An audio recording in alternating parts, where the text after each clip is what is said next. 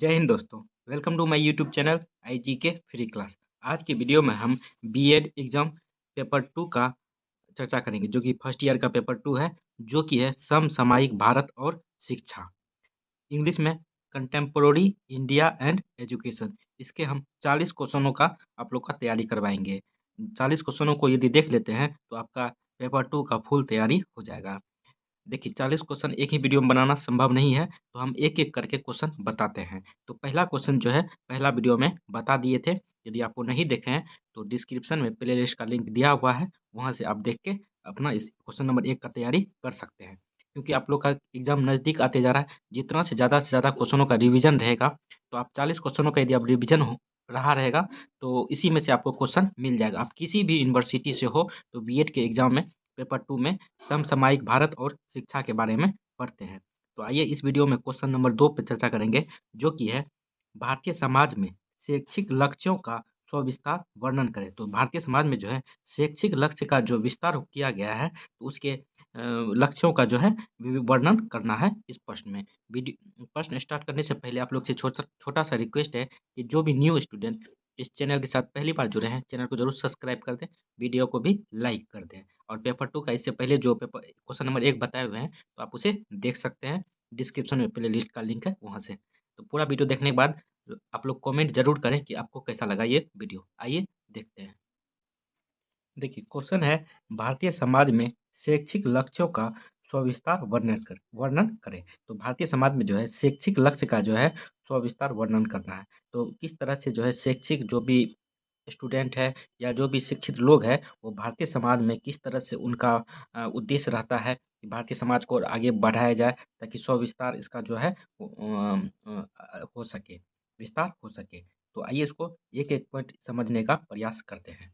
देखिए, सबसे पहला है शिक्षा का सामाजिक उद्देश्य क्या होता है, यानी सोशल एम ऑफ एजुकेशन।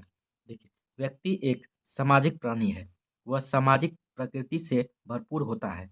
उसके चारों और सामाजिक संबंधों की एक श्रृंखला बनी रहती है।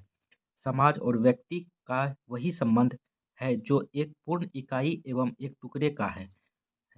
सामाजिक संबंधों के बिना एक नवजात शिशु पूर्णतया समाप्त हो जाएगा।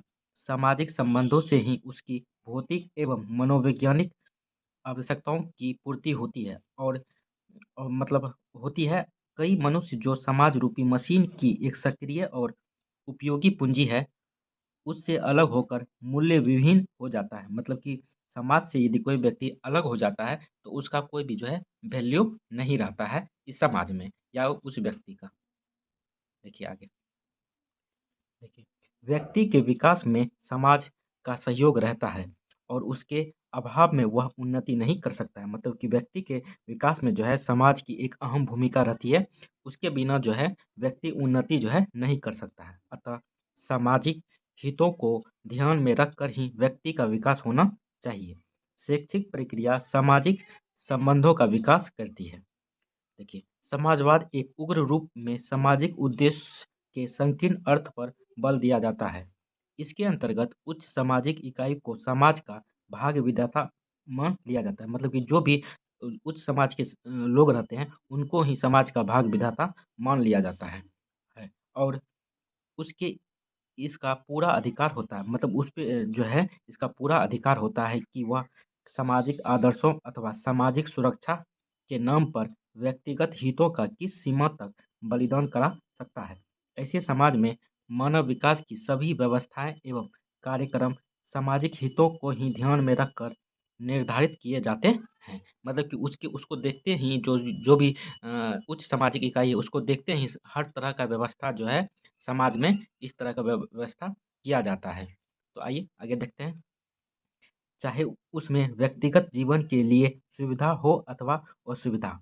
देखिए, नेपोलियन, हिटलर, मुसोलिनी आदि इसी प्रकार के समाज के समर्थक थे। ऐसे समाज में व्यक्ति का प्रमुख कर्तव्य सामाजिक आवश्यकता के अनुसार स्वयं को तैयार करना होता है।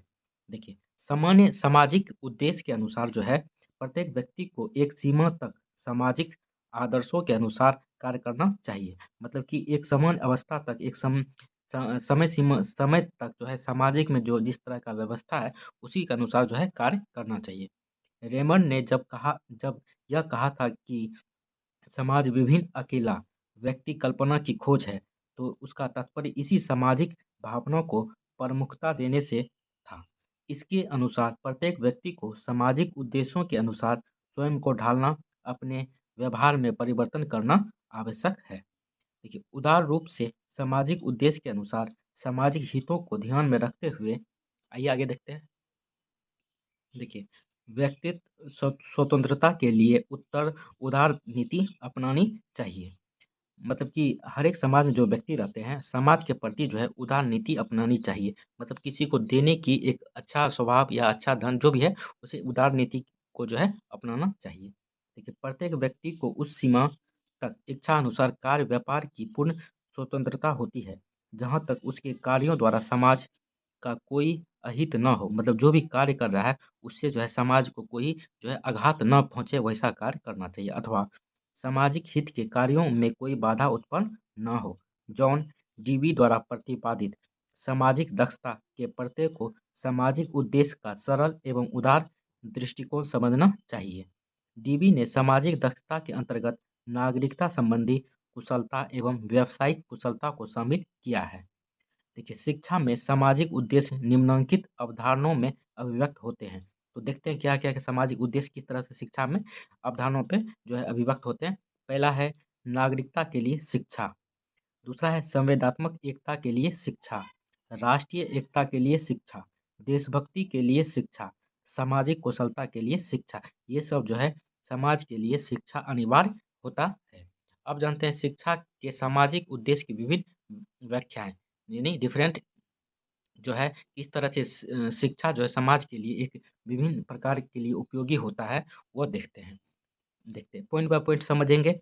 पहला है एक सर्वाधिकारी अधिकारवादी राज्य में शिक्षा का सामाजिक उद्देश्य किस तरह से होता है, उसको देखते हैं।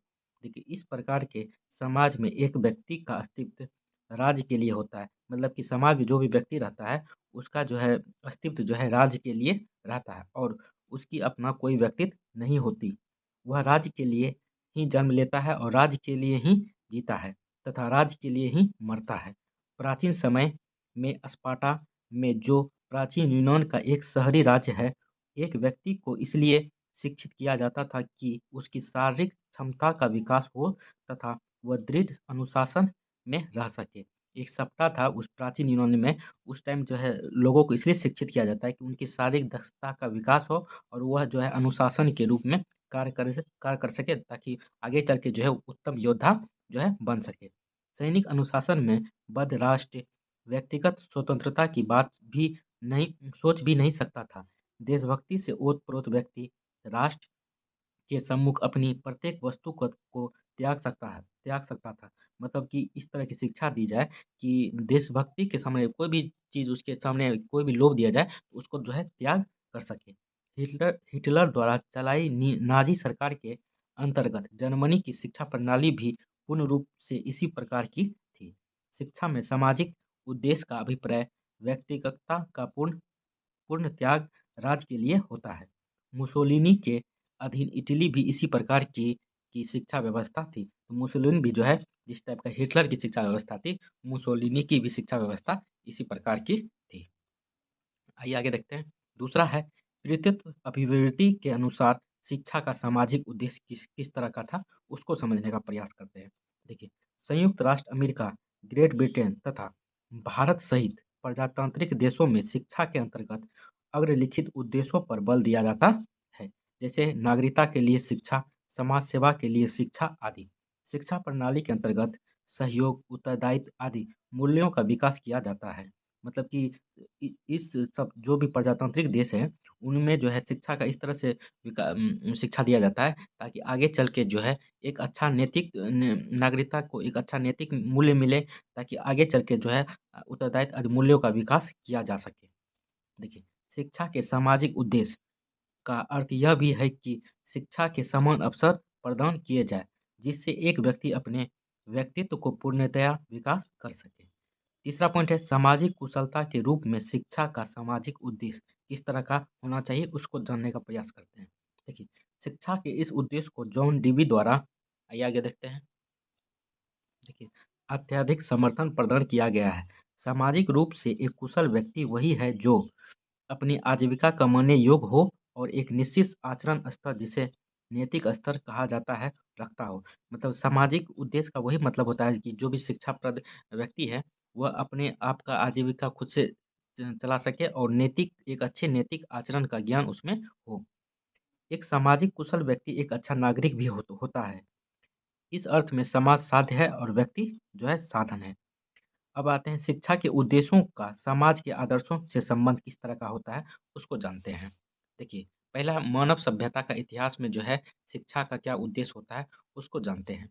देखिए, समाज और व्यक्तियों के हितों के संघर्ष की लंबी कहानी है। अधिकांश समाजों ने अपने आदर्शों को व्यक्ति के आदर्शों से श्रेष्ठ माना है। फलतः व्यक्तियों को कुचला गया है और कुचला जा रहा है। जब कभी भी कोई समाज शिक्षा के उद्देश्यों का निर्माण करता है, तब वह अपने आदर्शों को अपने सामने रखता है। इसका अर्थ है कि शिक्षा के उद्देश्य का सामाजिक आदर्शों से घनिष्ठ संबंध होता है। यह संबंध विभिन्न समाजों में विभिन्न रूपों में, जैसे कि अग्रलिखित वर्णन निम्नवत दिखाई देता है। तो आइए देखते हैं क्या-क्या सामाजिक आदर्श दिखाई देता है। पहला है भौतिकवादी समाज में संबंध किस तरह से होता है, उसको जानते हैं। देखिए, भौतिकवादी समाज में शिक्षा के उद्देश्यों और समाज के आदर्शों का आधार लोगों का भौतिकवादी दृष्टिकोण होता है। इस संबंध में नैतिक आदर्शों, आध्यात्मिक मूल्यों, रचनात्मक कार्यों और विवेक के लिए कोई स्थान नहीं होता है भौतिकवादी समाज के संबंध में। दूसरा है प्रयोजनवादी समाज में संबंध किस तरह का शिक्षा का होता है, उसको देखते हैं। इस समाज में राज्य को विभिन्न सामाजिक संगठनों के समान एक संगठन माना जाता है। अतः राज्य का शिक्षा पर एकमात्र अधिकार नहीं होता है। कोई भी संगठन शिक्षा देने का कार्य कर सकता है और इसके लिए वह किसी भी विधि या पाठ्यक्रम को अपना सकता है। देखिए, इस प्रकार समाज व्यक्तियों को विभिन्न शिक्षण विधियों और पाठ्यक्रमों में किसी को चुनने को स्वतंत्रता देता है। व्यक्ति से संबंधित समाज का यही मुख्य आदर्श है। अतः यह आदर्श शिक्षा के उद्देश्यों और सामाजिक के आदर्शों के बीच संबंध स्थापित करता है। यह है प्रयोजनवादी समाज में शिक्षा का संबंध। अब जानते हैं आदर्शवादी समाज समाज में संबंध किस तरह का होता है, उसको देखते हैं। देखिए, आदर्शवादी विचारधारा के अनुसार प्राकृतिक मनुष्य को आदर्श मनुष्य में विकसित किया जाना चाहिए और आध्यात्मिक मूल्यों पर बल दिया जाना चाहिए। मतलब कि प्राकृतिक मनुष्य जो होते हैं उनको एक आदर्श मनुष्य में जो है विकसित करना चाहिए और आध्यात्मिक मूल्यों पर जो है बल दिया जाना चाहिए। इसी आदर्श को ध्यान में रखकर आदर्शवादी समाज में शिक्षा के उद्देश्यों का निर्माण किया जाता है। इन उद्देश्यों में सबसे अधिक महत्वपूर्ण है व्यक्ति को धार्मिक और नैतिकता बनाना, जिससे उसका आध्यात्मिक विकास हो सके। पॉइंट नंबर 4 है फासिस्ट समाज में संबंध। तो फासिस्ट समाज में संबंध किस तरह का होता है शिक्षा का, उसको देखते हैं। देखिए, फासिस्ट समाज के आदर्श क्या-क्या हैं, उसको देखते हैं। इसमें है राज्य का हित सर्वोपरि होता है।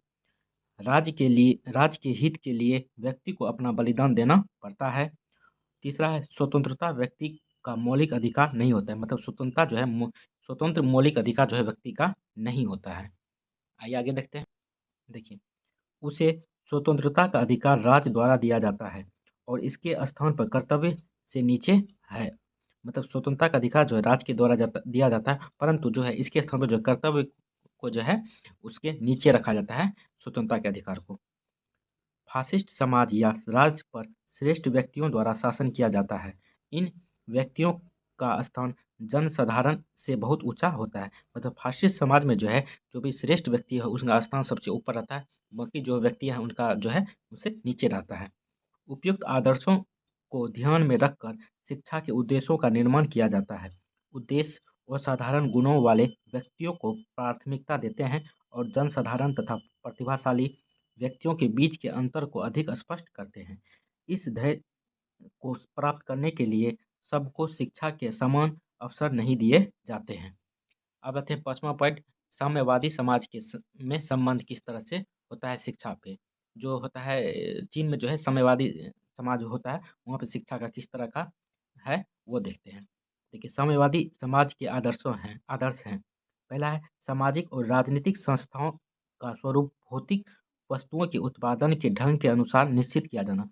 मतलब कि साम्यवादी समाज में जो है उसका शिक्षा का मुख्य उद्देश्य यही होता है कि वस्तुओं का निर्माण किस तरह से किया जाए, वही शिक्षा दी जाती है।